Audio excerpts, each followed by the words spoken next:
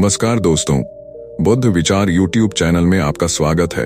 दिन भर की भाग दौड़ के बाद जब सारी दुनिया थक कर चुप हो जाती है, तब भी कुछ मन जागते रहते हैं, कुछ उलझने, कुछ अधूरे ख्वाब, कुछ अनकहे डर जो तकिए के नीचे छुपकर नींद को छीन लेते हैं।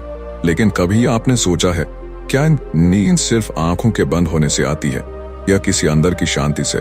क्या हो अगर एक ऐसी जगह हो जहां हवा धीमे लोरी गाती हो, जहां पत्तियां भी थककर सो जाती हों और जहां मन पहली बार कह सके, अब कुछ नहीं सोचना है। ये कहानी है एक ऐसे ही इंसान की जो बहुत थक गया था, दुनिया से, खुद से, नींद से भी। लेकिन एक दिन उसे एक ऐसी जगह मिली जहां नींद आई, पर सपनों से नहीं, सुकून से। अब शुरू होती है वो यात्रा जहां रात का हर लम्हा एक फूल की तरह धीरे धीरे खुलता है और मन कहता है, अब मैं जागते हुए सो सकता हूं। कई लोग रात को सोते हैं और सुबह जाग जाते हैं, लेकिन कुछ ऐसे भी होते हैं जो सोने के बाद किसी और ही अदृश्य संसार में प्रवेश कर जाते हैं। एक ऐसी दुनिया जहां नींद असलियत से ज्यादा वास्तविक लगती है। राहुल को इस बात पर कभी विश्वास नहीं था, लेकिन जिस रात उसने वह अनोखा सपना देखा, उसकी जिंदगी पूरी तरह बदल गई। राहुल एक साधारण व्यक्ति था, दिन भर काम और रात को गहरी नींद, उसकी जिंदगी ऐसी ही चल रही थी। लेकिन एक रात जब वह गहरी नींद में था तो उसे कुछ अजीब महसूस हुआ। वह अचानक एक अंधेरे कमरे में खड़ा था। चारों ओर धुंध थी और हल्की हल्की आवाजें आ रही थीं, जैसे कोई उसे बुला रहा हो, राहुल यहाँ आओ आओ। वह धीरे धीरे आगे बढ़ा और धुंध के पार जाने की कोशिश की। तभी उसे सामने एक दरवाजा दिखा। दरवाजे के ऊपर कुछ लिखा था। एक बार अंदर गए तो वापसी आसान नहीं होगी। राहुल के रोंगटे खड़े हो गए। मुझे क्या करना चाहिए? क्या यह सिर्फ एक सपना है या कुछ और? राहुल ने झिझकते हुए दरवाजा खोला। जैसे ही उसने अंदर कदम रखा, उसे महसूस हुआ कि उसका शरीर हल्का हो गया है, जैसे वह हवा में तैर रहा हो। चारों ओर चमकते हुए सितारे थे और एक विशाल जलप्रपात जो आकाश से गिर रहा था। यह जगह असली नहीं हो सकती, लेकिन फिर भी यह इतनी वास्तविक क्यों लग रही है? अचानक उसे दूर एक छाया दिखी। वह किसी इंसान जैसी दिख रही थी, लेकिन उसका चेहरा धुंधला था। तुम यहाँ पहली बार आए हो राहुल? राहुल घबरा गया। तुम कौन हो? परछाई ने कोई जवाब नहीं दिया। उसने बस एक दिशा की ओर इशारा किया। वहां दूर एक विशाल महल दिखाई दे रहा था, जिसके ऊपर लिखा था, जो यहाँ आता है वह फिर से जाग नहीं सकता। राहुल का दिल जोर जोर से धड़कने लगा। अगर मैं यह सपना देख रहा हूं तो क्या मैं वापस जाग भी पाऊंगा? 1, क्या राहुल इस सपनों की दुनिया में फंस जाएगा? 2, वह परछाई कौन थी और उसे महल की ओर क्यों बुला रही थी? 3, क्या यह सिर्फ एक सपना है या किसी बड़े रहस्य की शुरुआत? राहुल ने एक अजीब सपना देखा, जिसमें उसने खुद को एक रहस्यमयी जगह पर पाया। वहां सितारे झिलमिला रहे थे और एक विशाल जलप्रपात आकाश से गिर रहा था। एक रहस्यमयी परछाई ने उसे एक महल की ओर इशारा किया, जिसके द्वार पर लिखा था, जो यहाँ आता है वह फिर से जाग नहीं सकता। अब आगे राहुल का दिल तेजी से धड़क रहा था। क्या होगा अगर मैं इस महल में चला गया और वापस ना आ सका? लेकिन उसके पास कोई और रास्ता नहीं था। उसने हिम्मत जुटाई और महल के विशाल द्वार को धक्का दिया। दरवाजा खुद ब खुद खुल गया और राहुल ने अंदर कदम रखा। भीतर घना अंधकार था, लेकिन जैसे ही उसने आगे बढ़ना शुरू किया, चारों ओर दिए जल उठे। वह एक लंबी सुनसान गैलरी में था। दीवारों पर विचित्र आकृतियों की पेंटिंग्स बनी थीं। सोते हुए लोग जिनकी आंखें बंद थीं, लेकिन उनके चेहरे पर डर के भाव थे। ये सब कौन लोग हैं? तभी एक गहरी गूंजती हुई आवाज आई, राहुल, तुम्हें यहाँ नहीं आना चाहिए था। राहुल ने चारों ओर देखा, लेकिन वहां कोई नहीं था। आवाज दोबारा आई, अब तुम्हें सच्चाई जाननी होगी। अचानक सामने एक सिंहासन प्रकट हुआ। उस पर एक लंबा काले वस्त्र पहने व्यक्ति बैठा था। उसकी आंखें चमक रही थीं और उसके चारों ओर नीले धुएं की लहरें उठ रही थीं। मैं सपनों का राजा हूं, स्वप्नाधिपति। राहुल ने हिम्मत करके पूछा, मैं यहाँ क्यों हूं? क्या यह सिर्फ एक सपना है? स्वप्नाधिपति हंस पड़ा। तुम्हें क्या लगता है, तुम हर रात सपने देखते हो, लेकिन क्या तुमने कभी सोचा है कि वे सपने कहां से आते हैं? राहुल चौंक गया। क्या मतलब? स्वप्नाधिपति बोला, तुम समझ नहीं रहे हो राहुल, ये दुनिया असली है और जो भी यहाँ आ जाता है वह अपनी असली दुनिया में कभी नहीं लौट पाता। राहुल के शरीर में सिहरन दौड़ गई। लेकिन मुझे तो वापस जाना है। स्वप्नाधिपति की आंखें गहरी हो गईं। हर कोई यही चाहता है, लेकिन यहाँ से जाने का रास्ता सिर्फ उन्हीं को मिलता है जो इसके नियम तोड़ते हैं। राहुल घबरा गया। कैसे? स्वप्नाधिपति मुस्कुराया। यहाँ एक नियम है, अगर तुम अपना असली नाम भूल जाओ तो तुम हमेशा के लिए यहीं रह जाओगे? राहुल ने घबराकर अपने नाम को दोहराया, राहुल, राहुल। लेकिन तभी उसे महसूस हुआ कि उसकी याददाश्त धुंधली होने लगी थी। नहीं, ये क्या हो रहा है? स्वप्नाधिपति ने कहा, यह वही शक्ति है जो इस महल में सभी को पकड़कर रखती है। जितनी देर तुम यहाँ रहोगे उतनी ही जल्दी तुम अपना नाम और अपनी असली जिंदगी भूल जाओगे। राहुल को समझ आ गया कि वह खतरे में है। मुझे यहाँ से बाहर निकलना होगा इससे पहले कि मैं अपना नाम भूल जाऊं। एक, क्या राहुल इस सपनों की दुनिया से बचकर निकल पाएगा? दो, क्या वह अपना नाम याद रख पाएगा या हमेशा के लिए इस महल में खो जाएगा? तीन, स्वप्नाधिपति कौन है और वह राहुल को क्यों रोकना चाहता है? राहुल सपनों के महल में पहुंच चुका था जहां उसका सामना स्वप्नाधिपति से हुआ। उसे पता चला कि यह एक असली दुनिया है और जो यहाँ आता है वह वापस नहीं जा सकता। स्वप्नाधिपति ने एक डरावना सच बताया, अगर राहुल अपना नाम भूल जाता है तो वह हमेशा के लिए इस दुनिया में फंस जाएगा। अब राहुल को जल्द से जल्द भागना था, इससे पहले कि उसकी याददाश्त धुंधली हो जाए। राहुल के दिमाग में अजीब हलचल होने लगी थी। मेरा नाम क्या था? उसने खुद को याद दिलाने की कोशिश की, राहुल, राहुल। लेकिन जैसे ही वह इसे दोहराता आवाज हल्की होती जाती, उसकी आंखों के सामने सब कुछ घूमने लगा। नहीं, मुझे बाहर निकलना होगा। राहुल महल से बाहर भागने लगा, लेकिन जैसे ही वह दरवाजे के करीब पहुंचा, दरवाजा खुद ब खुद बंद हो गया। महल की दीवारें ऊंची होने लगीं और अचानक चारों ओर से काले धुएं के साए उठने लगे। तुम भाग नहीं सकते राहुल। स्वप्नाधिपति की गूंजती हुई आवाज पूरे महल में फैल गई। राहुल ने देखा कि दीवारों पर बनी पेंटिंग्स में कैद लोग अब धीरे धीरे हिलने लगे थे। वे दर्द में करा रहे थे, जैसे वे बाहर निकलने की कोशिश कर रहे हों। यह लोग कौन हैं? राहुल ने खुद से पूछा। स्वप्नाधिपति हंसा, ये सभी वे लोग हैं जो अपना नाम भूल गए थे। अब वे हमेशा के लिए इस महल में फंसे रहेंगे।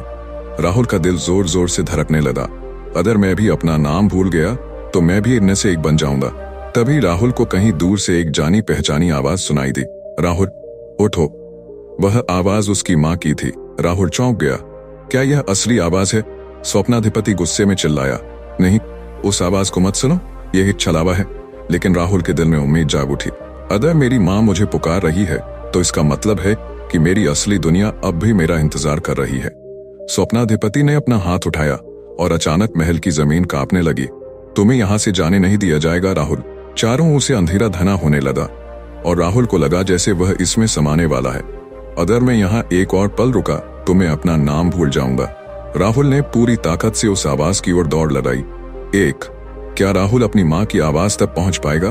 दो, स्वप्नाधिपति उसे रोकने के लिए क्या करेगा? तीन, क्या राहुल अपनी असली दुनिया में वापस जा सकेगा? राहुल महल से भागने की कोशिश कर रहा था, लेकिन स्वप्नाधिपति ने उसे रोकने के लिए पूरे महल को घने अंधकार में डुबो दिया। वह लगभग अपना नाम भूलने ही वाला था कि उसे अपनी माँ की आवाज सुनाई दी, राहुल, उठो। उसे समझ आ गया कि उसकी असली दुनिया अब भी उसका इंतजार कर रही है। राहुल ने अपनी पूरी ताकत जुटाई और आवाज की ओर दौड़ने लगा। चारों ओर अंधकार घना होता जा रहा था, लेकिन उस आवाज में एक अजीब सी शक्ति थी। जैसे जैसे वह आगे बढ़ा, उसकी यादें साफ होने लगीं। मेरा नाम राहुल है, स्वप्नाधिपति गुस्से में चिल्लाया। नहीं, तुम यहाँ से नहीं जा सकते, यह तुम्हारा नया घर है। अचानक महल की दीवारें दरकने लगी। दीवारों पर कैद लोगों की आंखें चमक उठी। वे सभी राहुल को देख रहे थे। तुम जा रहे हो, हमें भी साथ ले चलो। राहुल रुका। क्या मैं इन सभी लोगों को बचा सकता हूँ? स्वप्नाधिपति ने राहुल को रोकने के लिए अपना आखिरी दांव खेला। उसने हाथ उठाया और पूरा महल कांप उठा। अगर तुम यहाँ से जाने की कोशिश करोगे तो यह पूरी दुनिया ढह जाएगी। राहुल समझ गया कि यह उसकी आखिरी परीक्षा थी। अगर यह दुनिया मेरे सपनों से बनी है तो मुझे इसे खुद ही तोड़ना होगा। उसने अपनी आंखें बंद की और जोर से कहा, यह सब सिर्फ एक सपना है, मैं जागना चाहता हूँ। जैसे ही राहुल ने यह कहा, पूरी दुनिया बिखरने लगी। स्वप्नाधिपति चीख उठा, नहीं, यह संभव नहीं है। अंधेरा सफेद रोशनी में बदलने लगा। राहुल को लगा जैसे वह तेजी से ऊपर उठ रहा हो, और फिर अचानक राहुल ने अपनी आंखें खोली। वह अपने बिस्तर पर था। कमरे में हल्की रोशनी थी और उसकी माँ उसके सिर पर हाथ फेर रही थी। राहुल, तुम ठीक तो हो? राहुल हड़बड़ाकर उठ बैठा। माँ, मैं वापस आ गया। वह जोर जोर से सांस लेने लगा। सब कुछ एक सपना था या सच? उसकी माँ ने चिंतित होकर कहा, तुम 2 दिन से सो रहे थे। मैंने तुम्हें कितनी बार उठाने की कोशिश की, लेकिन तुम जाग ही नहीं रहे थे। राहुल चौंक गया। क्या 2 दिन? उसने खिड़की से बाहर देखा। सूरज चमक रहा था, पक्षी चहचहा रहे थे, सब कुछ सामान्य लग रहा था। लेकिन तभी उसने अपने हाथ की हथेली पर कुछ लिखा हुआ देखा। मेरा नाम राहुल है। राहुल के शरीर में जोर-जोरी दौड़ गई। क्या सच में कुछ हुआ था? राहुल ने सोचा कि यह सब सिर्फ एक सपना था, लेकिन जब उसने अपने कमरे में इधर उधर देखा तो उसकी अलमारी के पास काले धुएं का एक हल्का सा निशान दिखा। क्या यह सच में खत्म हुआ है? कहानी से सीख, एक, कभी कभी सपने सिर्फ सपने नहीं होते।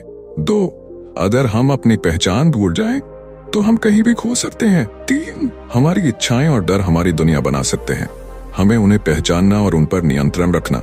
राहुल आखिरकार नींद की दुनिया से बाहर निकल आया। वह 2 दिन तक गहरी नींद में था और जब जागा तो सब कुछ सामान्य लग रहा था, लेकिन उसकी हथेली पर लिखा था, मेरा नाम राहुल है। कमरे के एक कोने में काले धुएं का निशान भी दिखा। क्या यह सपना सच था या कोई अधूरा रहस्य बाकी था? राहुल ने काले धुएं के निशान को ध्यान से देखा। यह कैसे हो सकता है?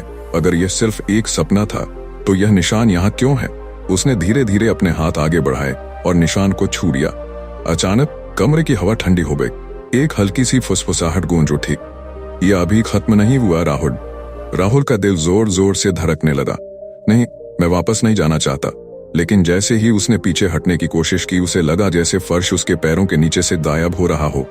और फिर अंधेरा। जब राहुल ने आंखें खोली तो वह खुद को उसी महल के सामने खड़ा पाया। नहीं, ये सच नहीं हो सकता। महल की दीवारें टूटी हुई थीं, लेकिन वे अब भी खड़ी थीं। आसपास वही परछाइयां घूम रही थीं जो पहले भी महल में कैद थीं, लेकिन इस बार वे सब राहुल को देख रही थीं। तभी एक गहरी आवाज आई, तुम वापस आ गए? राहुल ने मुड़कर देखा। स्वप्नाधिपति वहीं खड़ा था, लेकिन इस बार वह पहले से कमजोर लग रहा था। मैं यहाँ दोबारा क्यों आया? स्वप्नाधिपति ने गहरी सांस ली। क्योंकि तुमने मेरी दुनिया को अधूरा छोड़ दिया था। अधूरा? हाँ, तुम यहाँ से चले गए, लेकिन इस दुनिया को पूरी तरह नष्ट नहीं किया। जब तक यह जगह है तुम इससे बच नहीं सकते। राहुल को याद आया कि उसने इस महल को टूटते देखा था, लेकिन शायद यह पूरी तरह खत्म नहीं हुआ था। तो मुझे इसे पूरी तरह नष्ट करना होगा, या फिर तुम यहाँ के नए राजा बन सकते हो। राहुल स्तब्ध रह गया। क्या? मैं बहुत समय से इस दुनिया का राजा हूँ राहुल, लेकिन हर राजा को एक उत्तराधिकारी की जरूरत होती है।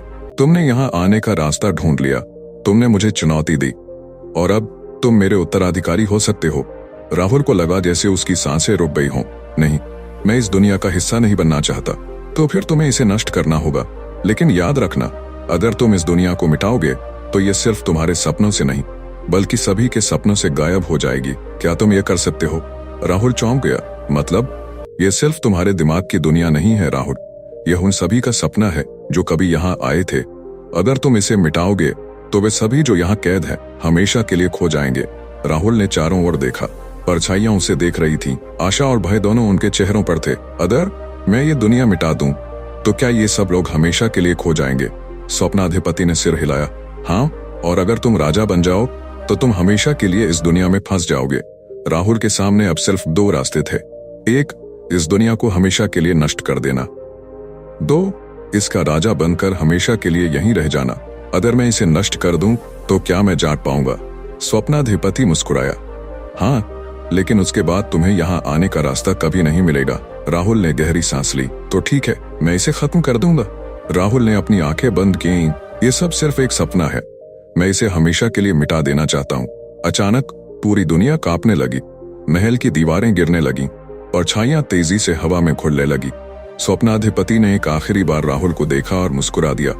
अब तुम मुक्त हो राहुल। और फिर सब कुछ अंधेरा हो गया।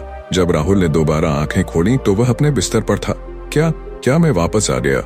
उसने चारों ओर देखा। सब कुछ सामान्य था।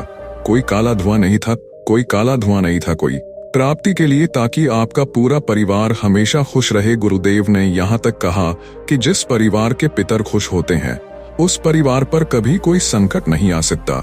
महाराज, उसकी रक्षा खुद मेरे देवाधिदेव महादेव करते हैं। तो आपको एक छोटा सा काम करना है। आपको क्या करना है? लेना होगा थोड़ा सा गंगा जल। किसी भी समय कर सकते हो आप इस वाले उपाय को अमावस्या के दिन। ठीक है, थोड़ा सा गंगा जल लेना, किसी भी एक कटोरी के अंदर। ठीक है, 2-4 चम्मच आपको ले लेना है, और साथ ही साथ एक अलग से कटोरी लेनी होगी। यह रखनी है आपको, खाली है ना? ये खाली कटोरी रखनी है। इस चीज का ध्यान रखना, ठीक है? और एक लंबी बाती का दीपक जरूर तैयार करना।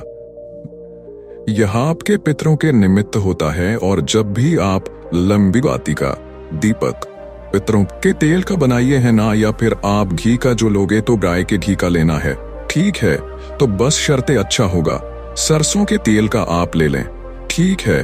अब आपके घर में जहां पर भी तुलसी जी का गमला विराजित है, आपके घर में ही आपको यह उपाय करना है।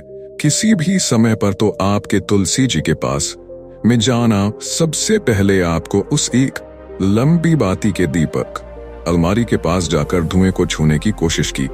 जैसे ही उसने हाथ बढ़ाया, धुआं धीरे धीरे फैलने लगा और एक आकृति बनने लगी, एक छाया, कोई व्यक्ति। कौन है यह? राहुल ने घबराकर पूछा। छाया ने धीरे धीरे अपना चेहरा उठाया और फिर राहुल की सांसें रुक गईं। वह चेहरा स्वप्नाधिपति का था। तुम तो खत्म हो गए थे, लेकिन इस बार स्वप्नाधिपति वैसा नहीं लग रहा था जैसा पहले था। वह कमजोर था, उसकी आंखों में पहले जैसी चमक नहीं थी। तुमने सोचा था कि सपने मर सकते हैं राहुल, मैंने पूरी सपनों की दुनिया नष्ट कर दी थी। स्वप्नाधिपति मुस्कुराया। हाँ, तुमने उस दुनिया को मिटा दिया, लेकिन सपनों को कभी पूरी तरह से नहीं मिटाया जा सकता। वे हमेशा किसी न किसी रूप में लौटते हैं। राहुल का सिर चकराने लगा।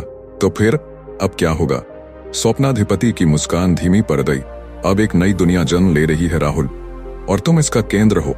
राहुल ने देखा कि धुआं धीरे धीरे पूरे कमरे में फैलने लगा। क्या हो रहा है? स्वप्नाधिपति ने एक आखिरी बार उसकी ओर देखा और कहा, अब तुम ही इस दुनिया के निर्माता हो राहुल। अब यह सब तुम्हारी कल्पना पर निर्भर करता है। और अगले ही पल राहुल की आंखों के सामने अंधेरा छा गया। जब उसने दोबारा आंखें खोली तो वह अपने कमरे में नहीं था। वह एक अजीब सी जगह में खड़ा था।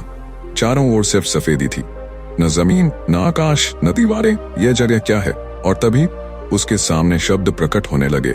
स्वप्न लोक 2, निर्माता। राहुल की सांसें थम गईं। क्या मैंने अनजाने में एक नई सपनों की दुनिया बना दी? क्या राहुल सच में इस नई दुनिया का निर्माता बन चुका है? 2, अगर वह अब इस दुनिया का राजा है तो क्या उसे वापस जाने का कोई रास्ता मिलेगा? 3, या फिर यह एक और जाल है जिससे बाहर निकलना नामुमकिन है? राहुल ने सपनों की पुरानी दुनिया को नष्ट कर दिया था, लेकिन स्वप्नाधिपति ने उसे चेतावनी दी थी, सपने कभी मरते नहीं। अचानक राहुल खुद को एक नई सफेद दुनिया में खड़ा पाया, जहां न जमीन थी, न आकाश, न दीवारें। फिर उसके सामने शब्द प्रकट हुए, स्वप्न लोक 2, निर्माता। राहुल के दिमाग में हजारों सवाल दौड़ रहे थे। क्या मैंने सच में एक नई दुनिया बना दी? अगर मैं इस दुनिया का निर्माता हूँ तो क्या मैं इसे अपने हिसाब से बदल सकता हूँ? वह चारों ओर देखने लगा। यह जगह पूरी तरह से खाली थी, लेकिन किसी तरह वह महसूस कर सकता था कि यहाँ संभावनाएं अनंत थीं। तभी एक और शब्द हवा में चमक उठा। क्या आप इस दुनिया को प्रारंभ करना चाहते हैं? Yes, no. राहुल ठिठक गया। अगर मैंने यस चुना तो क्या होगा? लेकिन इससे पहले कि वह सोच पाता, उसके सामने एक और विकल्प आया। आपकी पहली इच्छा क्या है? तो इस दुनिया में मैं जो चाहूंगा वह सच हो जाएगा। राहुल ने गहरी सांस ली। अगर यह सच है तो मैं एक दरवाजा चाहता हूँ, ऐसा दरवाजा जो मुझे वापस मेरी असली दुनिया में ले जा सके। कुछ क्षणों के लिए कुछ नहीं हुआ, लेकिन फिर सफेद खाली जगह में अचानक एक बड़ा सुनहरा दरवाजा प्रकट हुआ। राहुल का दिल तेजी से धड़कने लगा। क्या यह सच में बाहर जाने का रास्ता है? वह धीरे धीरे दरवाजे की ओर बढ़ा और उसे खोलने के लिए हाथ बढ़ाया, लेकिन जैसे ही उसने दरवाजा छुआ, वह अचानक गायब हो गया और उसके ठीक सामने धुएं से बनी एक आकृति प्रकट हुई। निर्माता बनने के लिए सिर्फ इच्छाएं मानना काफी नहीं है राहुल। यह आवाज स्वप्नाधिपति की थी। तुम फिर से। लेकिन तुम फिर से। यह पहले जैसा नहीं था, यह सिर्फ उसकी परछाई लग रही थी। अगर तुम सच में इस दुनिया से बाहर जाना चाहते हो तो तुम्हें इस दुनिया के नियम सीखने होंगे। नियम? हाँ, और पहला नियम यह है, इस दुनिया में कुछ भी मुफ्त नहीं मिलता। राहुल का दिमाग घूम गया। तो इसका मतलब मैं जो भी इच्छा मांगूंगा उसके बदले मुझे कुछ देना होगा? बिल्कुल। और दरवाजे की कीमत यह है, तुम्हें यह तय करना होगा कि इस दुनिया का पहला निवासी कौन होगा। राहुल ने गहरी सांस ली। अगर यह दुनिया मेरी बनाई हुई है तो मैं जिसे चाहूं बुला सकता हूं। स्वप्नाधिपति की परछाई मुस्कुराई। हाँ, लेकिन याद रखो, एक बार किसी को बुलाने के बाद उसे मिटाया नहीं जा सकता। राहुल सोच में पड़ गया। अगर मैं किसी को यहाँ बुलाऊंगा तो क्या वह हमेशा के लिए इस दुनिया में फंस जाएगा? हाँ, इसलिए सोच समझकर चुनो। अब राहुल के सामने सबसे बड़ा सवाल था, किसे बुलाऊं? राहुल के दिमाग में कई नाम आए। एक अपनी माँ को बुलाए, लेकिन फिर वे भी इस दुनिया में फंस जाएंगी। 2. अपने किसी दोस्त को बुलाए, लेकिन क्या यह सही होगा? 3. स्वप्नाधिपति को ही वापस बुलाए, लेकिन वह तो पहले ही इस दुनिया का मालिक था। 4. या फिर कोई नया व्यक्ति बनाए। राहुल के दिमाग में एक खतरनाक विचार आया, अगर मैं खुद का एक और रूप बना दूं तो क्या होगा? अगर इस दुनिया को एक राजा चाहिए तो क्यों ना मैं ही इस दुनिया में अपना दूसरा रूप बना दूं।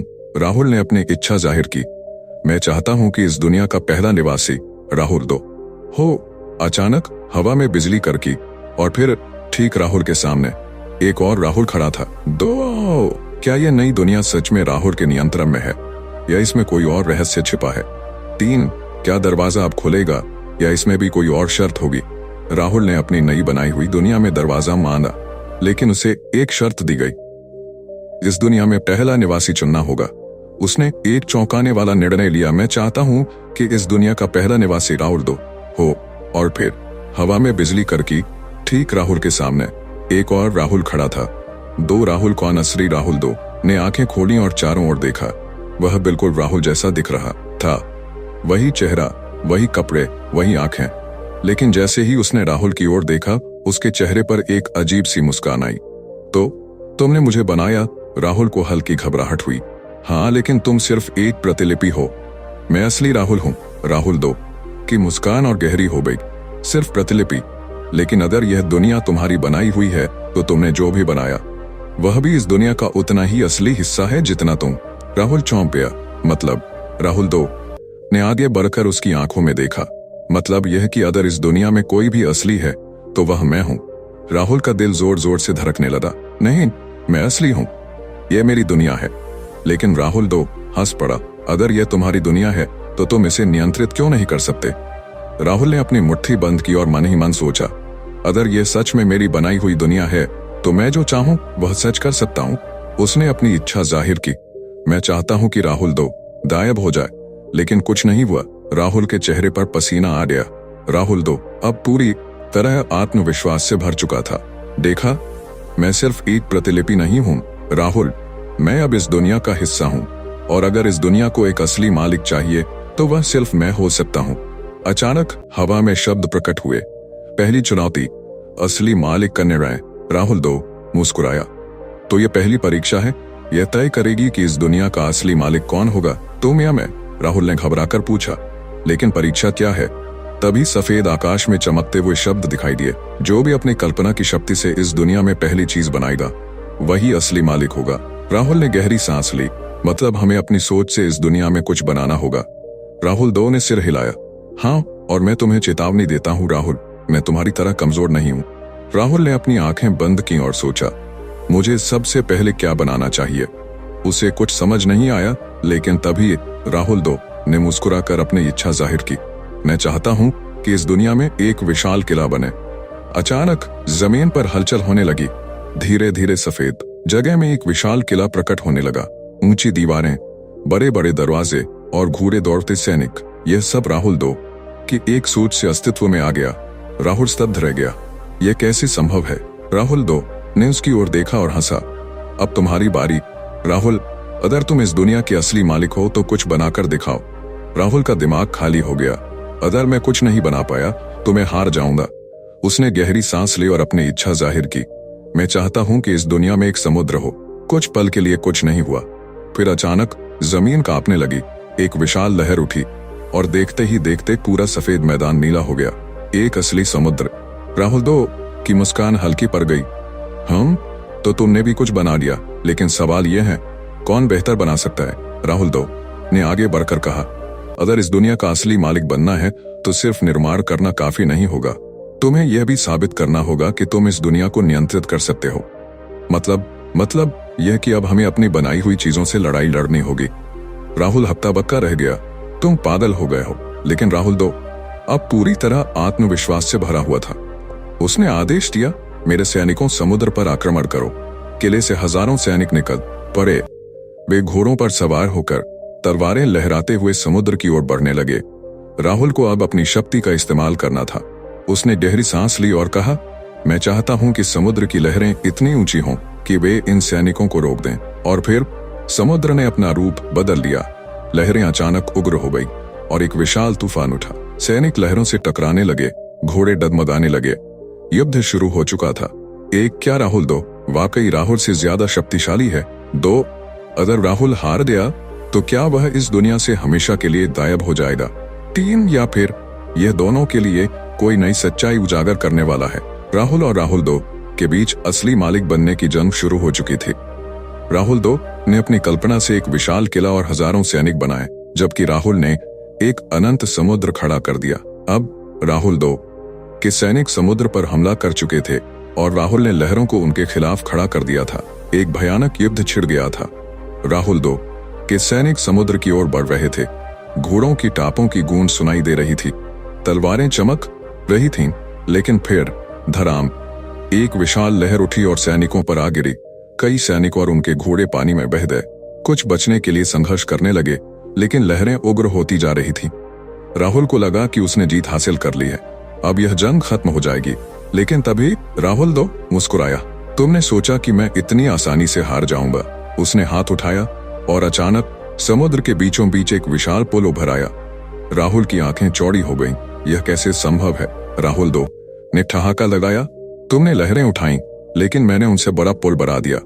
अब मेरे सैनिक इस पर चलकर तुम्हारे समुद्र को पार कर लेंगे। राहुल को तुरंत कुछ सोचना था। अगर यह सिर्फ ताकत की जंग होती तो मैं शायद हार जाता, लेकिन यह सिर्फ ताकत नहीं, दिमाग की भी लड़ाई है। राहुल ने गहरी सांस ली और अपनी कल्पना को केंद्रित किया। अगर उसने पुल बनाया है तो मैं पुल को ही गायब कर सकता हूँ। उसने आंखें बंद की और मन ही मन कहा, यह पुल अब यहाँ नहीं है। लेकिन कुछ नहीं हुआ। राहुल दो फिर से हंस पड़ा।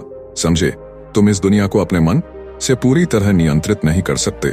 तुमने सिर्फ इसे बनाया है, लेकिन इसे चलाने का हुनर मुझ में है। अब राहुल को वाकई डर लगने लगा।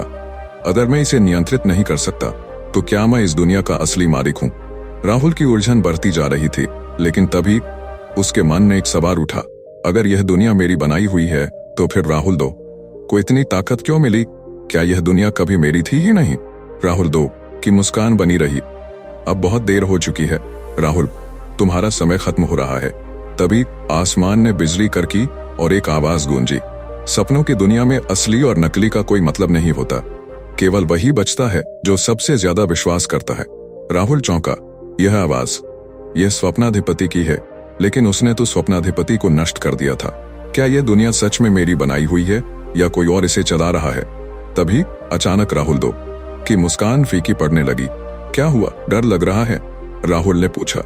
राहुल दो ने आंखें बंद कर ली। मुझे यकीन था कि तुम यह सवाल कभी जरूर पूछोगे। राहुल की धड़कन तेज हो गई। मतलब? राहुल दो ने आंखें खोली और कहा, मैं सिर्फ तुम्हारी छवि नहीं हूं राहुल, मैं इस सपनों की दुनिया का असली मालिक हूं। राहुल का शरीर सुन्न पड़ गया। तो फिर मैं कौन हूं? एक, अगर राहुल दो इस दुनिया का असली मालिक है तो क्या राहुल सिर्फ एक भ्रम है? दो, स्वप्नाधिपति की आवाज क्यों आई? क्या वह अब भी कहीं जिंदा है?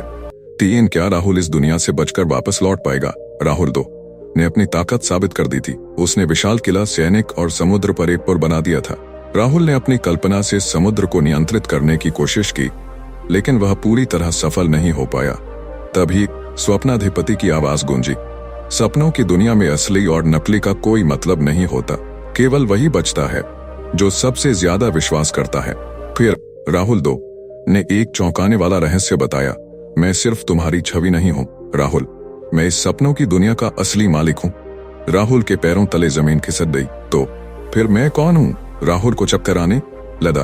अगर राहुल दो असली मालिक है तो क्या मैं नकली हूँ? राहुल दो ने गहरी सांस ली और कहा, तुम इस दुनिया में केवल एक अतिथि हो राहुल, एक सपना जो अब खत्म होने वाला है। राहुल का दिल तेजी से धड़कने लगा। नहीं, ये सच नहीं हो सकता। लेकिन फिर आसमान लाल होने लगा, जमीन कांपने लगी और हवा में शब्द प्रकट हुए। परीक्षा समाप्त, स्वप्न लोक के असली मालिक की घोषणा की जा रही है। राहुल बुरी तरह डर गया। अगर ये दुनिया मेरे बिना ही चल सकती है तो क्या मैं अब इस दुनिया से हमेशा के लिए गायब हो जाऊंगा? तभी एक अजीब चीज हुई। राहुल की आंखों के सामने सब कुछ धुंधला होने लगा। उसे ऐसा महसूस हुआ जैसे वह दो अलग अलग जगहों पर मौजूद था। एक तरफ नींद की दुनिया थी जहां राहुल दो खड़ा मुस्कुरा रहा था, और दूसरी तरफ राहुल अपने असली कमरे में अपने बिस्तर पर था। क्या मैं जाग रहा हूँ? उसने अपने हाथों को देखा। वे हल्के से पारदर्शी हो गए थे। क्या मैं सच में इस दुनिया का हिस्सा नहीं हूं? तभी एक नया रहस्य खुला। आसमान से एक और आवाज आई, राहुल, तुमने यह दुनिया बनाई थी, लेकिन तुमने कभी इसे अपना नहीं माना। राहुल चौंका, मतलब स्वप्नाधिपति की आवाज गूंजने लगी। तुमने हमेशा इस दुनिया से बाहर निकलने की कोशिश की, तुमने इसे अपना सपना नहीं, एक जेल समझा, और यही कारण है कि राहुल 2 असली बन गया। राहुल को समझ आने लगा, मतलब मेरी खुद की शंकाएं ही मेरी कमजोरी बन रही। राहुल 2 मुस्कुराया। अब तुम्हें सच्चाई पता चल चुकी है राहुल। सवाल यह है, क्या तुम अब भी इस दुनिया से बाहर जाना चाहते हो? राहुल सोच में पड़ गया। अगर मैं इस दुनिया को पूरी तरह स्वीकार कर लूं, तो क्या मैं इसका मालिक बन सकता हूं? राहुल ने आंखें बंद की। स्वप्नाधिपति ने कहा था, सिर्फ वही बचता है जो सबसे ज्यादा विश्वास करता है। राहुल ने गहरी सांस ली और कहा, मैं इस दुनिया को स्वीकार करता हूं। यह मेरी ही बनाई हुई है और मैं ही इसका असली मालिक हूं। अचानक सब कुछ फिर से बदलने लगा। राहुल 2 का चेहरा गंभीर हो गया। तो तुमने आखिरकार फैसला कर लिया? राहुल ने सिर हिलाया। हाँ, अब मैं भागूंगा नहीं, ये दुनिया मेरी है और इसे मैं ही चलाऊंगा। आसमान फिर से नीला हो गया। हवा में शब्द प्रकट हुए, स्वप्न लोक का असली मालिक घोषित किया जा रहा है। राहुल ने आंखें खोली। राहुल 2 अब धुंधला पड़ रहा था। तो अब मेरा समय पूरा हुआ। उसने राहुल को देखा और हल्की मुस्कान दी। याद रखना, सपनों की दुनिया में कुछ भी स्थायी नहीं होता, यहां तक कि मैं भी नहीं। और फिर राहुल 2 धीरे धीरे गायब हो गया। राहुल अकेला खड़ा था। अब यह दुनिया सच में उसकी थी। 1 राहुल को आखिरकार स्वप्न लोक की शक्ति मिल गई, लेकिन क्या अब भी इसमें कोई रहस्य छिपा है? 2 क्या वह इस दुनिया में रहना पसंद करेगा या फिर असली दुनिया में लौटेगा? 3 अगर राहुल अब इस दुनिया का मालिक है, तो क्या कोई नया खतरा आ सकता है? राहुल ने आखिरकार अपनी सच्चाई स्वीकार कर ली। ये सपनों की दुनिया उसी की बनाई हुई थी। जैसे ही उसने खुद को इस दुनिया का मालिक स्वीकार किया, राहुल 2 धीरे धीरे गायब होने लगा। अब राहुल अकेला खड़ा था। ये दुनिया सच में उसकी हो चुकी थी, लेकिन क्या वाकई यही अंत था? राहुल चारों ओर देख रहा था। चारों तरफ शांति थी। कोई किला नहीं, कोई सैनिक नहीं, कोई उथल पुथल नहीं। तो क्या अब सब कुछ ठीक हो गया? उसने अपनी हथेलियां देखी। अब वे पूरी तरह ठोस थीं, कोई पारदर्शिता नहीं। मतलब अब मैं पूरी तरह इस दुनिया का असली मालिक बन चुका हूं। उसे हल्की राहत मिली, लेकिन तभी आसमान ने अचानक कुछ शब्द उभरे, स्वप्न लोक की असली परीक्षा अब शुरू होती है। राहुल चौंक गया, मतलब अब भी कुछ बाकी है। राहुल के सामने अचानक 3 दरवाजे प्रकट हो गए। हर दरवाजे पर एक अलग चिन्ह बना था। पहला दरवाजा भूतकाल, जहां सब कुछ दोबारा जिया जा सकता था। 2 दूसरा दरवाजा वर्तमान, जहां सब कुछ नियंत्रित किया जा सकता था। 3 तीसरा दरवाजा भविष्य, जहां अनदेखे रहस्य छिपे थे। राहुल सोच में पड़ गया, मुझे कौन सा दरवाजा चुनना चाहिए? तभी एक आवाज आई, अगर तुम असली मालिक हो तो फैसला तुम्हें ही लेना होगा। राहुल ने गहरी सांस ली और सोचा, भूतकाल मुझे मेरी पुरानी गलतियों से भरेगा, भविष्य अनिश्चित है, लेकिन वर्तमान ये सबसे सही विकल्प लगता है। उसने दूसरा दरवाजा खोल दिया। दरवाजा खुलते ही एक नई दुनिया सामने आई। चारों ओर अजीब रोशनी थी। राहुल को महसूस हुआ कि इस जगह पर वह हर चीज को नियंत्रित कर सकता था। अगर मैं चाहूं तो यहाँ पहाड़ उगा सकता हूँ, अगर मैं चाहूं तो आकाश बदल सकता हूँ। उसने अपनी हथेली उठाई और एक इरादा प्रकट किया, यहाँ एक विशाल झरना प्रकट हो। और कुछ ही पलों में एक भव्य झरना प्रकट हो गया। राहुल को एहसास हुआ कि अब वह इस दुनिया में ईश्वर के समान हो चुका है। मतलब अब मैं जो चाहूं वही होगा। लेकिन तभी एक और आवाज गूंजी, अगर तुम इस दुनिया का असली मालिक हो तो क्या तुम इसे नष्ट करने की हिम्मत रखते हो? राहुल का शरीर ठंडा पड़ गया। मतलब आसमान ने शब्द उभरे, अगर तुम सच में इस दुनिया के सच्चे मालिक बन चुके हो तो तुम्हें यह तय करना होगा कि यह दुनिया बनी रहेगी या नहीं। राहुल के हाथ कांपने लगे। अगर यह दुनिया मेरी है तो मैं इसे क्यों नष्ट करूं? लेकिन फिर उसे एहसास हुआ, अगर मैं इस दुनिया को बनाए रखता हूं तो क्या मैं असली दुनिया में कभी लौट पाऊंगा? तभी दरवाजे के पीछे से स्वप्नाधिपति की आवाज आई, सपनों में जीना आसान होता है, लेकिन असली दुनिया में जीने के लिए हिम्मत चाहिए। राहुल का दिमाग तेजी से सोचने लगा, अगर मैं यहाँ रुक गया तो क्या मैं हमेशा के लिए एक सपना बन जाऊंगा? क्या मैं कभी जाग भी पाऊंगा? अब उसे अपनी आखिरी परीक्षा देनी थी। क्या राहुल इस सपनों की दुनिया को नष्ट कर देगा या हमेशा के लिए इसमें रह जाएगा? राहुल ने 3 दरवाजों में से वर्तमान का दरवाजा चुना, जिससे उसे सपनों की दुनिया पर पूरी तरह नियंत्रण मिल गया।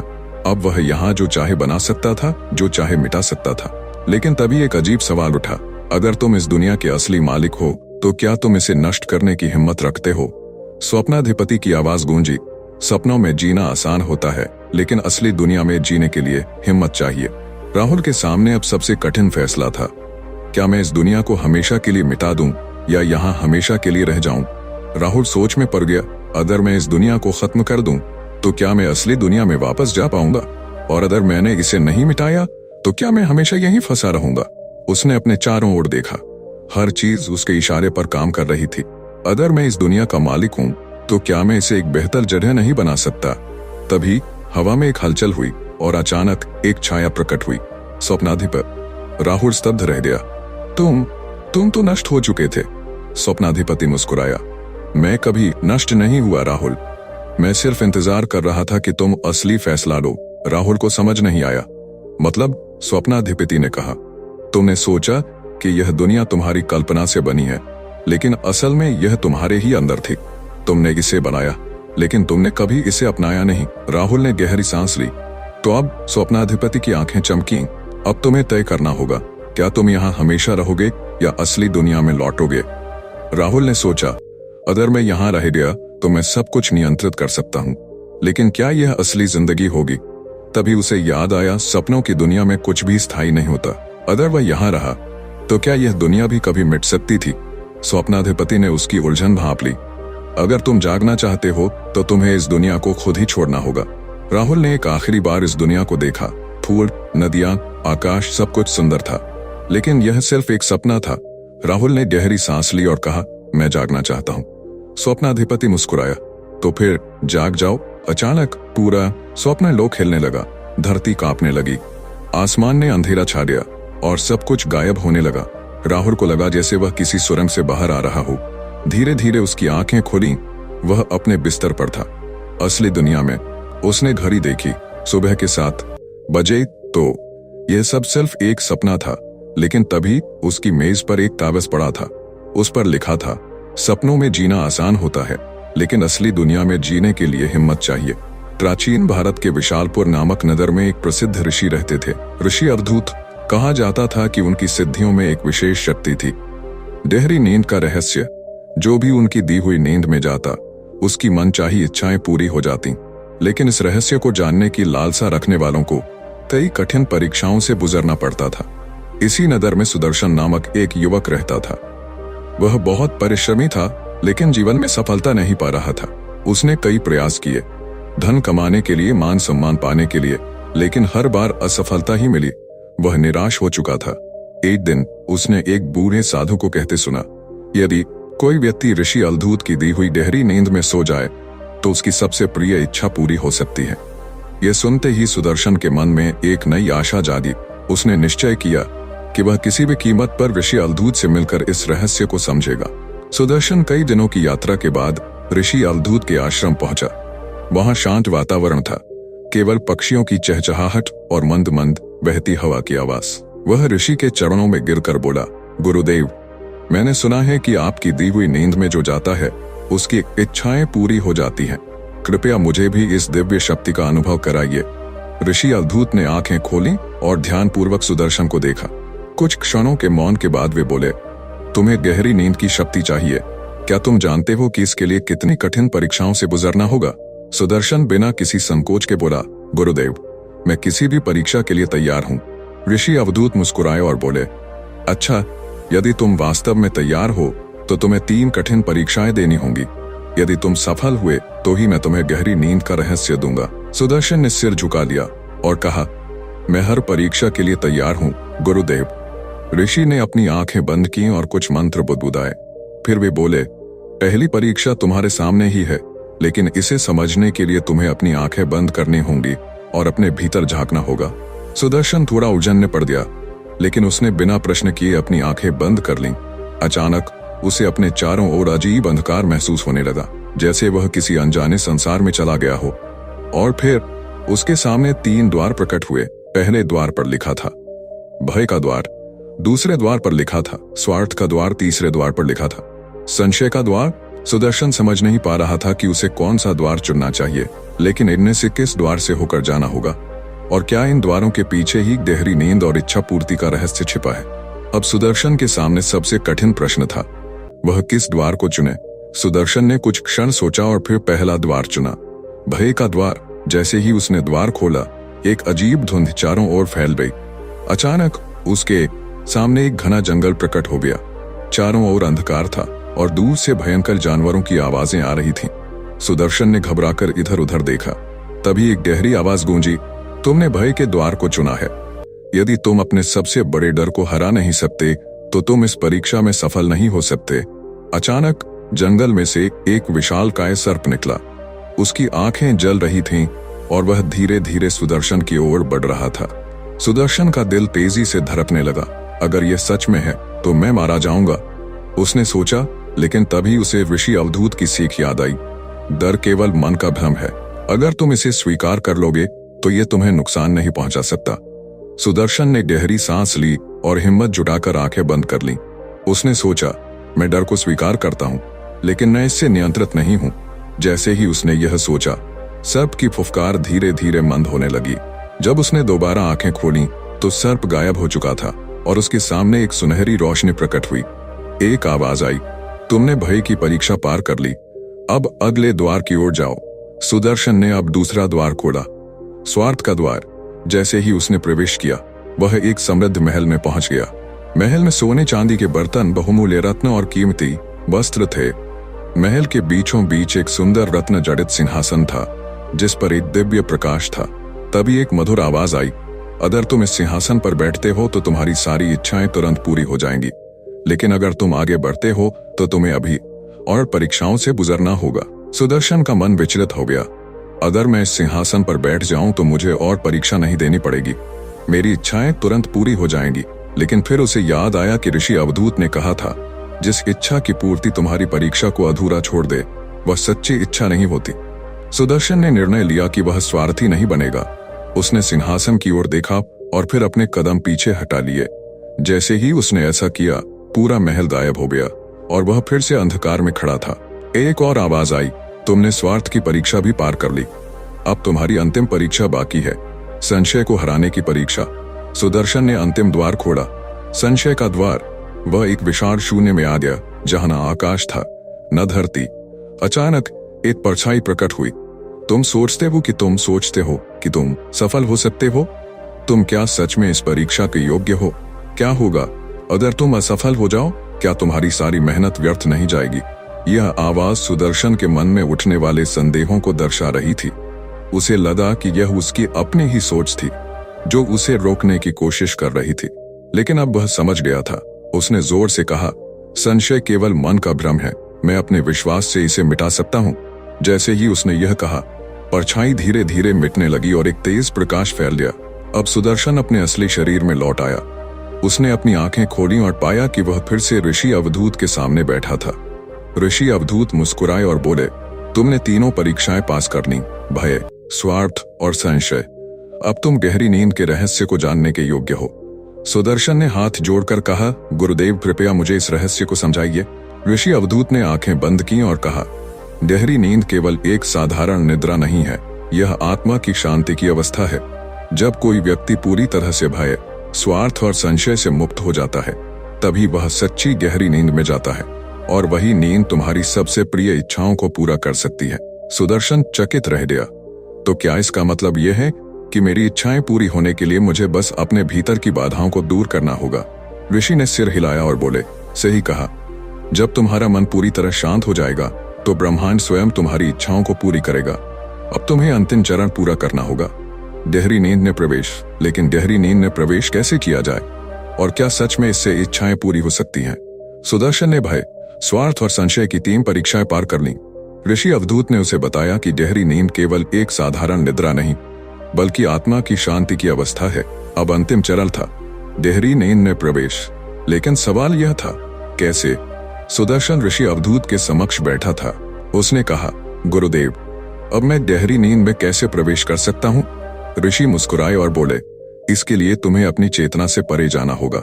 यह नींद केवल तब आएगी जब तुम अपने मन के सभी विचारों से मुक्त हो जाओगे। सुदर्शन ने आंखें बंद कर ली। वह ध्यान में बैठ गया और अपने भीतर झांकने की कोशिश करने लगा। कुछ क्षणों बाद अचानक उसे महसूस हुआ कि वह किसी गहरे अंधकार में डूब रहा है। यह डरावना था, लेकिन उसने डर को स्वीकार कर लिया। फिर सब कुछ शून्य में बदल गया। जब सुदर्शन ने अपनी आंखें खोलीं तो वह किसी अन्य स्थान पर था। यह एक स्वप्न की तरह लग रहा था, लेकिन सब कुछ वास्तविक था। चारों ओर दिव्य प्रकाश था और सामने एक विशाल झील थी। झील के किनारे एक वृद्ध पुरुष बैठे थे। उनका चेहरा तेज से चमक रहा था। सुदर्शन, तुम यहाँ तक आ पहुंचे हो? सुदर्शन चकित रह गया। आप कौन हैं? मैं तुम्हारी आत्मा की चेतना हूँ। यह स्थान तुम्हारे भीतर का संसार है। सुदर्शन को समझ नहीं आया कि आगे क्या करना है। तभी वृद्ध पुरुष बोले, यहाँ तुम जो भी मांगोगे वह तुम्हें मिल सकता है, लेकिन एक शर्त है, तुम्हारी इच्छा शुद्ध होनी चाहिए। सुदर्शन ने सोचा, अब मुझे अपनी सबसे बड़ी इच्छा मांगनी चाहिए।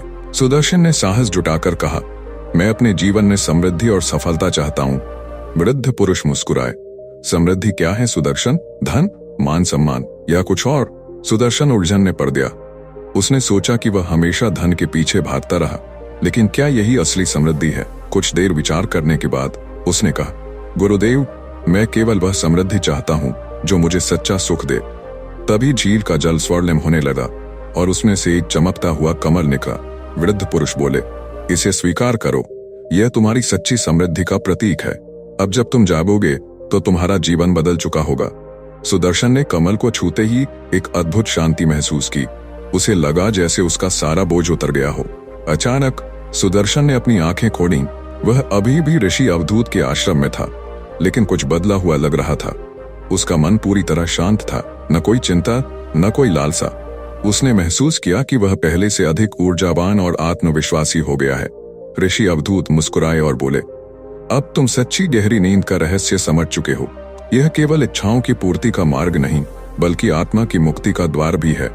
सुदर्शन ने सिर झुका दिया। उसने समझ लिया था कि इच्छाएं तभी पूरी होती हैं जब मन पूरी तरह शुद्ध और शांत हो। कहानी से शिक्षा: 1. सच्ची समृद्धि केवल धन नहीं, बल्कि आत्मा की शांति और संतोष है। 2. गहरी नींद केवल शरीर के लिए नहीं, बल्कि आत्मा के उत्थान के लिए भी महत्वपूर्ण है। 3. इच्छाएं तभी पूरी होती हैं जब वे शुद्ध और स्वार्थ रहित हों। सुदर्शन ने गहरी नींद का रहस्य समझ लिया और आत्मा की शांति प्राप्त की। लेकिन क्या कहानी यहीं समाप्त हो गई? नहीं, असली परीक्षा तो अब शुरू होने वाली थी। सुदर्शन आश्रम से लौटकर अपने नगर विशालपुर पहुंचा। वह पहले जैसा नहीं रहा था। अब उसके चेहरे पर एक दिव्य तेज था और उसका मन पूरी तरह शांत था। नगर में कदम रखते ही उसने देखा कि सब कुछ पहले जैसा ही था। लोग लालच, द्वेष और चिंता में डूबे हुए थे। क्या केवल मेरी शांति पर्याप्त है? उसने सोचा। उसे लगा कि अगर वह इस ज्ञान को दूसरों तक नहीं पहुंचाएगा तो उसका यह अनुभव अधूरा रह जाएगा। इसी बीच नगर में एक भयावह संकट आ चुका था। एक रहस्यमयी बीमारी फैल रही थी, जिससे लोग अजीब अजीब स्वप्न देखने लगे थे। कुछ लोग कहते थे कि रात में उन्हें डरावनी आकृतियां दिखाई देती हैं। कुछ कहते थे कि उनकी इच्छाएं पूरी होने के बजाय उनके खिलाफ जाने लगी हैं। नगर के वृद्धों का मानना था कि यह सब रात्रि देवता का श्राप था, लेकिन सुदर्शन जानता था कि यह सिर्फ अंधविश्वास नहीं हो सकता। वह सोचने लगा, अगर गहरी नींद इच्छाओं को पूरा कर सकती है तो क्या कोई इसे बुरी तरह से इस्तेमाल कर रहा है? सुदर्शन को एक दिन एक अजीब आवाज सुनाई दी, तुमने गहरी नींद का रहस्य समझा है, लेकिन क्या तुमने कभी सोचा कि इसका दुरुपयोग भी हो सकता है? सुदर्शन ने चारों ओर देखा। कोई नहीं था। तभी एक रहस्यमयी छाया उसके सामने प्रकट हुई। मुझे ऋषि अवधूत ने भी गहरी नींद का ज्ञान दिया था, लेकिन मैंने इसे अपनी शक्ति बढ़ाने के लिए उपयोग किया। सुदर्शन ने आश्चर्य से पूछा, तुम कौन हो? छाया हंस पड़ी। मुझे लोग रात्रि साधक कहते हैं। मैं लोगों की नींद में प्रवेश करता हूँ और उनकी इच्छाओं को अपने अनुसार मोड़ देता हूँ। अब सुदर्शन को समझ आया कि नगर के लोग बुरी नींद के शिकार क्यों हो रहे थे। अगर मैं इसे रोकना चाहता हूँ तो मुझे स्वयं गहरी नींद में जाकर रात्रि साधक का सामना करना होगा। सुदर्शन ने ध्यान लगाया और अपनी चेतना से परे जाने लगा। धीरे धीरे वह एक नए संसार में पहुंचा। यहाँ सब कुछ धुंधला और रहस्यमय था। अचानक उसके सामने एक महल प्रकट हुआ, काले पत्थरों से बना, जिसकी दीवारों पर अजीब आकृतियां उकेरी गई थीं। सुदर्शन ने महल में प्रवेश किया। अंदर एक विशाल सिंहासन पर रात्रि साधक बैठा था। तुम यहाँ तक आ पहुंचे? उसने कहा। हाँ, अब मैं तुम्हारा ये खेल समाप्त करूंगा। सुदर्शन ने दृढ़ स्वर में कहा। भारत के प्राचीन नगर कुशावर्त में एक अनोखी मान्यता थी। लोग कहते थे कि हर पूर्णिमा की रात कुछ विशेष लोग स्वप्न लोक में प्रवेश कर सकते हैं। स्वप्नलोक एक ऐसा स्थान जहां इच्छाएं पूरी होती थीं, लेकिन एक शर्त के साथ, जो भी वहां गया उसे सूर्योदय से पहले वापस लौटना होता था। जो नहीं लौटता वह सदा के लिए खो जाता। कई लोग इस रहस्य को जानने की कोशिश कर चुके थे, लेकिन कोई भी पूरी सच्चाई लेकर वापस नहीं आया। नगर में रहने वाले अर्जुन नामक युवक को बचपन से ही इस रहस्य में रुचि थी। उसके दादा ने उसे एक आखिरी रहस्य बताया था मरने से पहले। स्वप्नलोक सिर्फ एक मिथक नहीं है, मैंने स्वयं वहां का द्वार देखा था। लेकिन अगर तुम वहां जाने का प्रयास करो तो सावधान रहना, वहां हर चीज वैसी नहीं होती जैसी दिखती है। यह शब्द अर्जुन के दिमाग में घर कर गए। अर्जुन को वर्षों तक स्वप्नलोक का कोई सुराग नहीं मिला, लेकिन एक दिन उसे एक पुराने साधु मिले जो शहर के बाहर एक गुफा में रहते थे। क्या तुम वही हो जो स्वप्नलोक का रहस्य जानना चाहता है? साधु ने पूछा। आपको कैसे पता? साधु मुस्कुराए। स्वप्नलोक उन्हीं को बुलाता है जो इसे ढूंढते हैं, लेकिन ध्यान रखना, वहां जाने का रास्ता आसान है पर लौटने का रास्ता बहुत कठिन। अर्जुन ने निडर होकर कहा, मैं यह जोखिम उठाने को तैयार हूं। साधु ने उसे एक विशेष मंत्र दिया और कहा, आज रात जब चंद्रमा आकाश में चमकेगा तुम इस मंत्र का जाप करना, स्वप्नलोक का द्वार खुल जाएगा। अर्जुन ने साधु के चरण छुए और घर लौट आया। रात को अर्जुन ने वही मंत्र दोहराया। अचानक हवा तेज चलने लगी और उसके सामने एक सुनहरा द्वार प्रकट हुआ। धड़कते दिल से उसने द्वार खोला। जैसे ही वह अंदर पहुंचा, उसकी आंखें चकाचौंध हो गईं। यह एक पूरी तरह अलग दुनिया थी। चारों ओर चमकते हुए पेड़, हवा में तैरते द्वीप और रंग बिरंगे जीव। ऐसा लग रहा था जैसे किसी स्वप्न में प्रवेश कर लिया हो। लेकिन सबसे रहस्यमयी बात यह थी कि वहां पहले से ही कई लोग मौजूद थे। ऐसे लोग जिन्हें अर्जुन ने कभी नहीं देखा था, लेकिन उनकी आंखों में कुछ अजीब सा भय था। एक, क्या अर्जुन को स्वप्नलोक का असली रहस्य पता चलेगा? 2, वहां पहले से मौजूद लोग कौन थे? 3, क्या वह सूर्योदय से पहले लौट पाएगा या हमेशा के लिए स्वप्नलोक में खो जाएगा? अर्जुन ने एक रहस्यमयी साधु से स्वप्नलोक में प्रवेश करने का मंत्र सीखा। रात को मंत्र जाप करने के बाद एक सुनहरा द्वार प्रकट हुआ और उसने उसमें प्रवेश कर लिया। वहां का दृश्य अद्भुत था। हवा में तैरते द्वीप, चमकते पेड़ और रंग बिरंगे जीव। लेकिन सबसे चौंकाने वाली बात यह थी कि वहां पहले से ही कई लोग मौजूद थे। उनकी आंखों में भय था।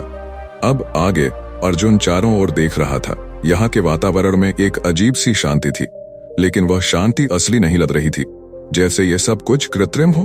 तभी एक वृद्ध व्यक्ति उसके पास आया। उसकी आंखों में गहरा दर्द था। उसने अर्जुन का हाथ पकड़ा और धीरे से कहा, बेटा तुम यहाँ कैसे आए? अर्जुन ने जवाब दिया, मैं इस रहस्य को समझना चाहता हूँ, आप कौन हैं? वृद्ध व्यक्ति ने गहरी सांस ली और कहा, मेरा नाम शरर है, मैं पिछले 50 वर्षों से यहाँ फंसा हुआ हूँ। अर्जुन चौंक गया। 50 साल? लेकिन यह कैसे संभव है? शरण की आंखों में आंसू आ गए। स्वप्नलोक में समय रुक जाता है बेटा। यहाँ जितने भी लोग हैं वे सब किसी न किसी कारण से फंस चुके हैं।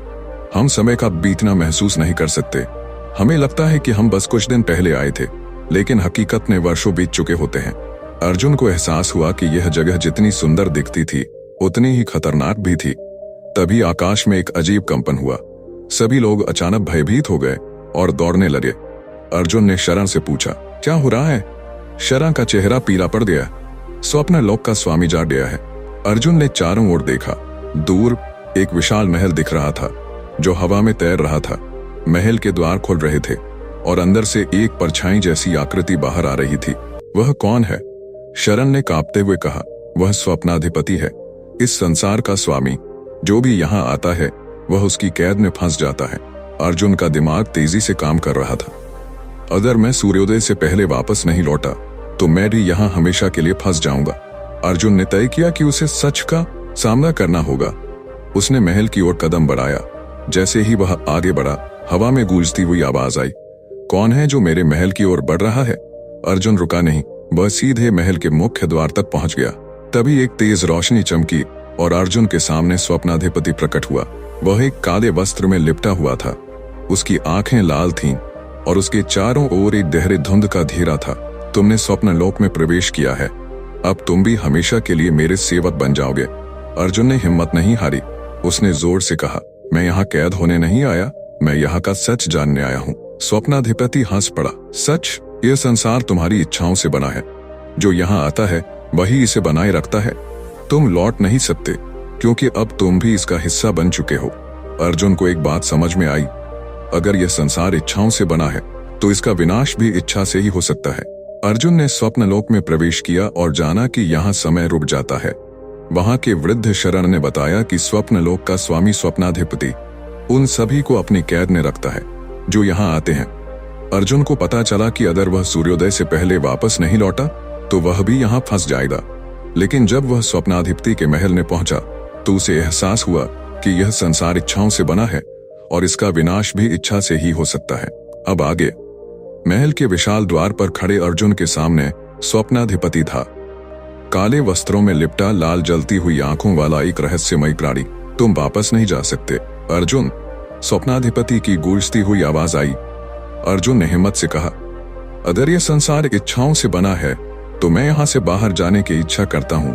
स्वप्नाधिपति हंस पड़ा, हर कोई यही सोचता है, लेकिन इस संसार में तुम्हारी इच्छा भी मेरी इच्छा के बिना पूरी नहीं हो सकती। अर्जुन को पहली बार डर महसूस हुआ। अगर यहाँ की हर इच्छा स्वप्नादित्य के नियंत्रण में थी तो क्या सच में कोई बचने का रास्ता था? तभी अर्जुन को याद आया कि जब उसने स्वप्न लोक में प्रवेश किया था तो चारों ओर चमकते पेड़ थे और हवा में तैरते द्वीप, लेकिन एक स्थान पूरी तरह अंधकार में था, महल के ठीक पीछे। अगर यहाँ हर चीज इच्छाओं से बनी है तो शायद वह अंधकार ही इस संसार की सबसे कमजोर कड़ी है। अर्जुन ने अपनी पूरी शक्ति जुटाकर सोचा, मैं इस अंधकार में प्रवेश करना चाहता हूँ। अचानक एक झंझावात उठा और अर्जुन का शरीर हल्का महसूस होने लगा। वह तेजी से महल के पीछे की ओर भागा। स्वप्नाधिपति चिल्लाया, रुको, तुम वह स्थान नहीं देख सकते। लेकिन अब अर्जुन को यकीन हो गया था कि यही उसकी असली परीक्षा थी। महल के पीछे पहुंचते ही अर्जुन ने देखा कि वहां एक विशाल कांच का दरवाजा था जिसके दूसरी ओर कुछ धुंधला सा दिख रहा था। क्या यह असली संसार का रास्ता है? तभी एक जानी पहचानी आवाज आई, अर्जुन ध्यान से देखो। यह आवाज उसके दादा की थी। अर्जुन ने ध्यान से देखा, कांच के दरवाजे के दूसरी ओर वह खुद को देख सकता था, अपना असली शरीर। उसका असली शरीर पृथ्वी पर पड़ा था और कोई उसे झकझोर रहा था। अगर मैं इस दरवाजे को तोड़ दूं तो क्या मैं वापस लौट सकता हूं? स्वप्नाधिपति अब अर्जुन के ठीक पीछे आ पहुंचा था। अगर तुम इस दरवाजे के पार चले गए तो स्वप्नलोक नष्ट हो जाएगा। अर्जुन ने गहरी सांस ली और कहा, अगर यह संसार मेरी इच्छाओं से बना है तो मेरी अंतिम इच्छा है कि यह स्वप्नलोक हमेशा के लिए समाप्त हो जाए। उसने पूरी ताकत से कांच के की घोषणा होती है दरवाजे पर प्रहार किया। एक भयंकर विस्फोट हुआ। एक, क्या अर्जुन अपने असली संसार में लौट पाएगा? 2, स्वप्नलोक का सच क्या था? 3, स्वप्नाधिपति वास्तव में कौन था? अर्जुन को पता चला कि स्वप्नलोक इच्छाओं से बना है, लेकिन उसकी हर इच्छा स्वप्नाधिपति के नियंत्रण में थी। महल के पीछे उसे एक कांच का दरवाजा मिला जिसके दूसरी ओर उसका असली शरीर दिख रहा था। अर्जुन ने समझ लिया कि यह स्वप्नलोक का वास्तविक द्वार है और इसे तोड़ने पर वह अपने असली संसार में लौट सकता है।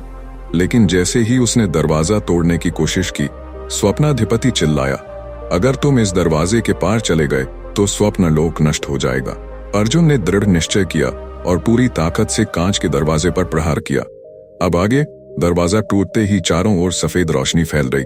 अर्जुन को लगा जैसे वह किसी तूफान में फंस गया हो। उसकी आंखों के सामने पूरा स्वप्नलोक हिलने लगा। हवाओं में उड़ते द्वीप गिरने लगे, चमकते पेड़ राख में बदलने लगे और वहां मौजूद सभी लोग धीरे धीरे धुएं में बदलकर गायब होने लगे।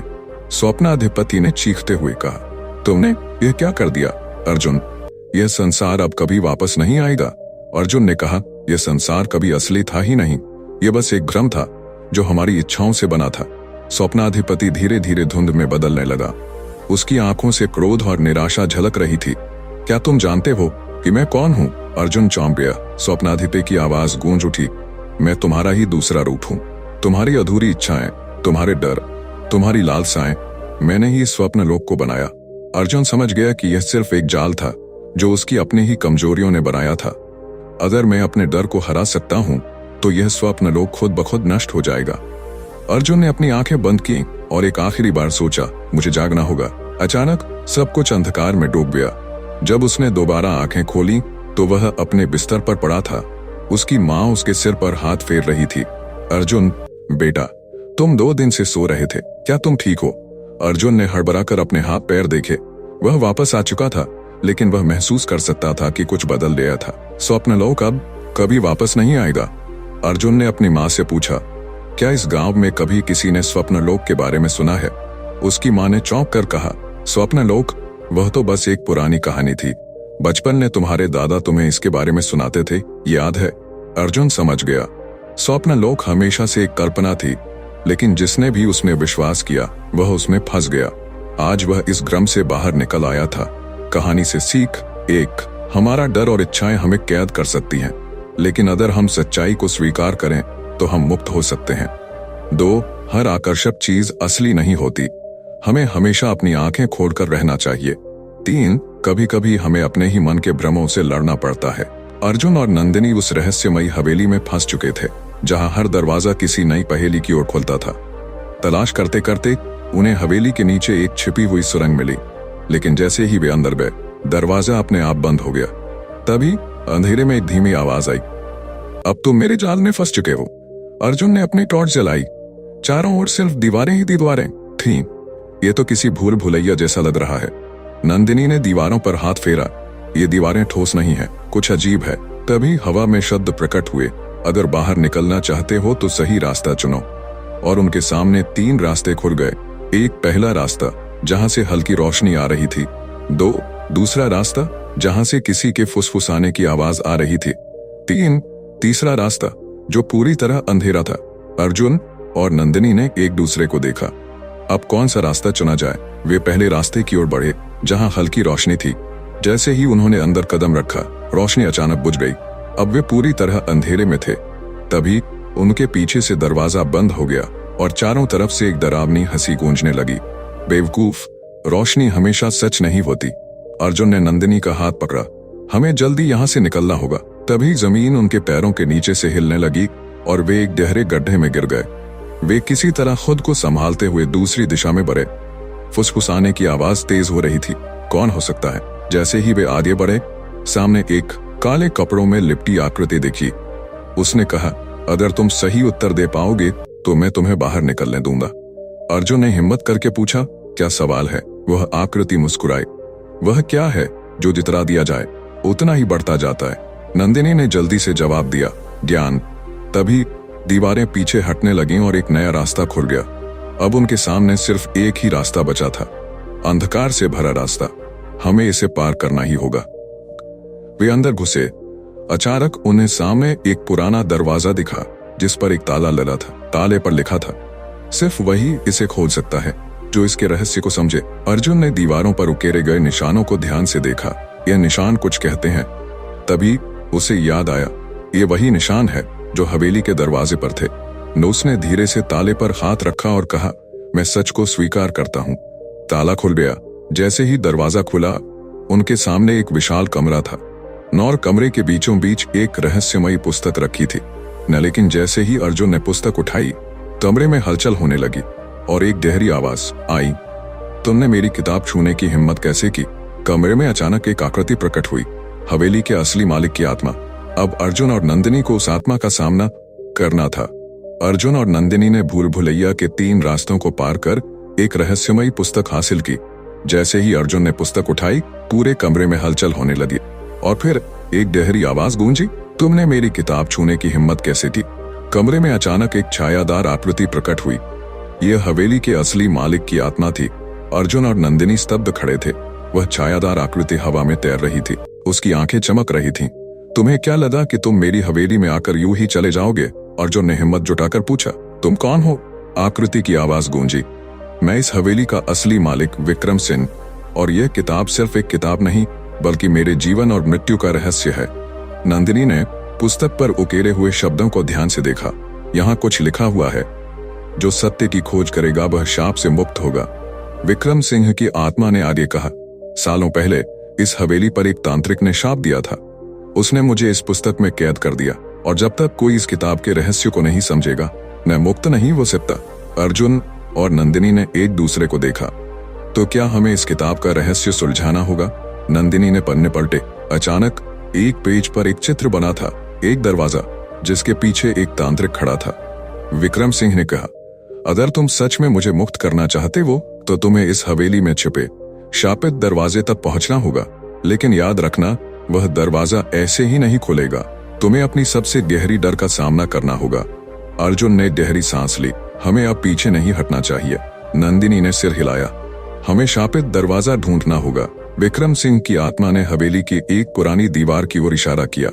अर्जुन ने उस दीवार को छुआ और अचानक दीवार गायब हो गई और एक गुप्त रास्ता खुल गया। यह रहा शापित दरवाजा।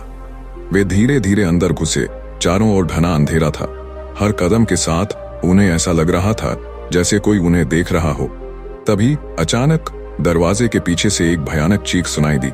क्या अर्जुन और नंदिनी इस दरवाजे को खोल पाएंगे?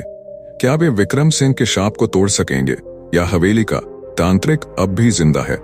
अर्जुन और नंदिनी ने विक्रम सिंह की आत्मा से जाना कि हवेली पर एक तांत्रिक ने शाप दिया था। हवेली के अंदर एक शापित दरवाजा था जिसे खोलने पर ही आत्मा को मुक्ति मिल सकती थी। जैसे ही वे उस दरवाजे के पास पहुंचे, अंदर से एक भयानक चीख सुनाई दी। नंदिनी कांपते हुए बोली, क्या हमें यह दरवाजा खोलना चाहिए? अर्जुन ने गहरी सांस ली। हमें यह शाप खत्म करना होगा। वह धीरे धीरे आगे बढ़ा और दरवाजे पर हाथ रखा। तभी दरवाजा खुद ब खुद जोर से हिलने लगा। है कौन मेरी नींद खराब कर रहा है? एक गहरी डरावनी आवाज अंदर से गूंजी। अर्जुन और नंदिनी पीछे हटने लगे। विक्रम सिंह की आत्मा प्रकट हुई और बोली, डरो मत, यह तांत्रिक की छाया है। अगर तुम डर गए तो ये हमेशा तुम्हें अपनी कैद में रख लेगा। नंदिनी ने हिम्मत करके कहा, हम यहाँ तुम्हारा शाप खत्म करने आए हैं। तभी दरवाजा खुद ब खुद खुल गया और अंदर एक पुरानी तांत्रिक वेदी थी। उसके चारों ओर अजीब निशान बने थे। बीच में एक काले कपड़ों में लिपटा कंकाल पड़ा था। अर्जुन ने कहा, यही वह तांत्रिक था जिसने हवेली को शाप दिया था। जैसे ही अर्जुन और नंदिनी वेदी के पास पहुंचे, कंकाल अचानक हिलने लगा और हवा में एक धुंधली आकृति बनने लगी। तुम मुझे मिटा नहीं सकते। जो यहाँ आया वह कभी वापस नहीं गया। अर्जुन ने विक्रम सिंह की ओर देखा। हमें अब क्या करना होगा? विक्रम सिंह बोले, किताब में लिखे मंत्र को पढ़ो और इस वेदी को जलाओ। नंदिनी ने जल्दी से पुस्तक निकाली और मंत्र पढ़ना शुरू किया। वाम हरी क्ली नवा। तभी हवेली की दीवारें कांपने लगीं। जैसे ही मंत्र पूरा हुआ, वेदी से एक तेज रोशनी निकली और तांत्रिक की छाया चीखते हुए जलने लगी। नहीं, मैं अमर हूं। लेकिन कुछ ही पल में उसकी काली ऊर्जा हवा में घुल गई और हवेली में शांति छा गई। विक्रम सिंह की आत्मा मुस्कुराई। अब मेरा शाप खत्म हो गया, मैं मुक्त हूं। और धीरे धीरे वह रोशनी में बदलकर गायब हो गए।